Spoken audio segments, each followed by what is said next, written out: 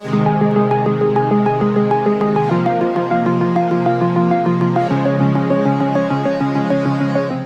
welcome back. I'm Carl McLarty of McLarty Films. Today I want to go over something that came up in a conversation recently. I have a friend, and he asked me, he said, "Hey man, do you think I can learn Chinese after age 40?"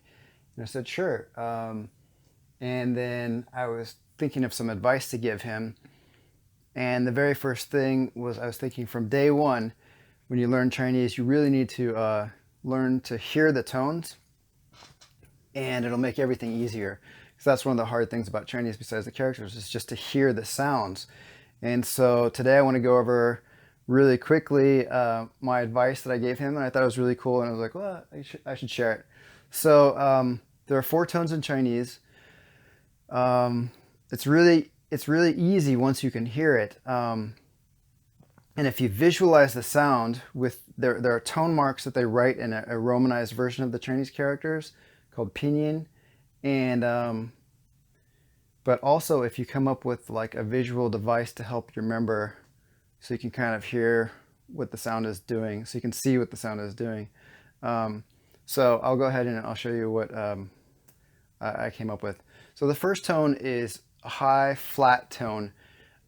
It's kind of like a high C in the choir, like kind of like that, or middle C, whatever that is.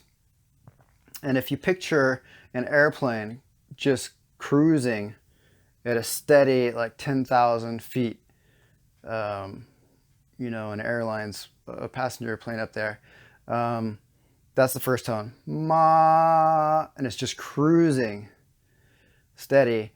And the second tone is more of a ramp up. So if you imagine like when you were a kid and you made bicycle ramps out of scrap wood,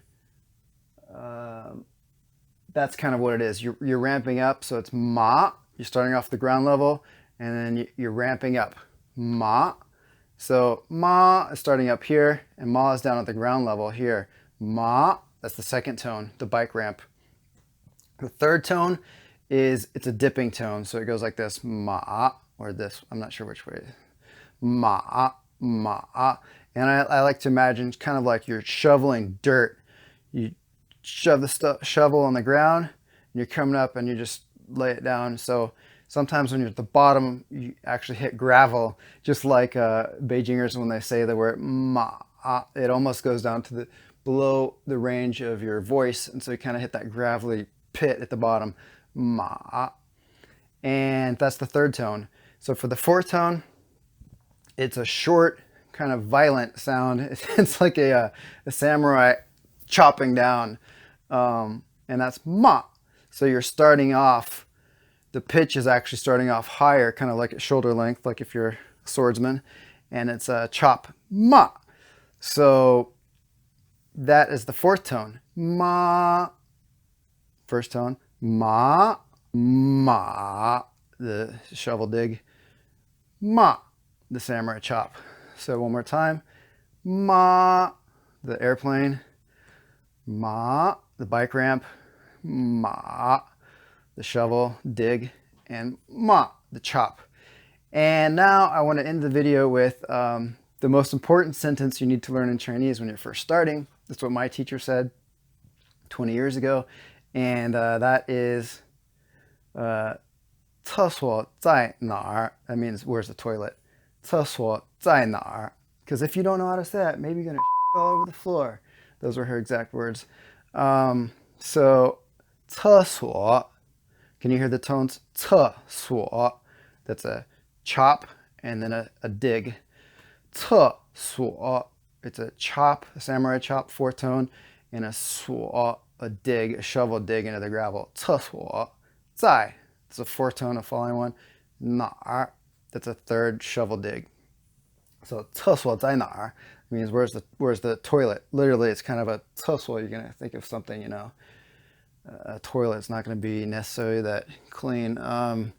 But if you're in a restaurant or somewhere more in a hotel somewhere, and you want to be more polite in your language, you can say 洗手间在哪儿? 洗手间, 洗手 is a wash, 手 is hands.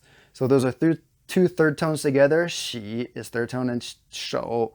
But if you say 洗手, it's hard to say. So then two third tones together, the first third tone becomes a second tone. So it's 洗, it's the bike ramp, and then the shovel, 洗手. So two shovels, you convert the first of tone to, the first character of the pair to a second tone. So to a bike ramp, to a shovel instead of two shovels. So 洗手, 洗手间 is the first tone, 间, 在哪儿, third tone, 洗手间在哪儿. And then to be polite, you can say 问一下. I like to say that. That means like, can I ask you a second? You got a second? In the textbooks, they'll teach you 请问, 请问洗手间在哪儿? That's more polite. But normally, if you're just asking someone, I would say 问一下洗手间在哪儿? Like, can I ask you where's the restroom? All right, that's it. I just wanted to share that for all my friends out there just starting to learn Chinese. It's good to put it out on the interwebs for people who are searching for speaking Chinese, learning Chinese. Thanks for watching. Peace.